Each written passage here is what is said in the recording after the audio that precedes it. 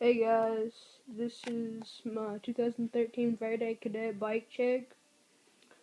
I got new tires for it today. That's, if you can tell, they're flat.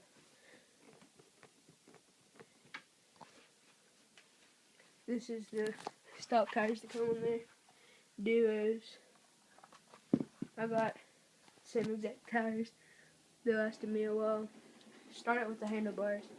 I got S&M Perfect 10s, pretty scuffed up. Got some animal grips.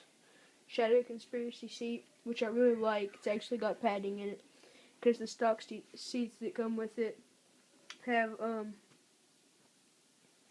just plastic. Stolen Thermalite pedals. Got just stock crank, stock chain sprocket, stock rims, hub. Yeah, guess that's about it. Got stock stem. You can tell the brakes are off. I think it weighs about 18 pounds. It's not really that heavy. Alright guys, thanks for watching.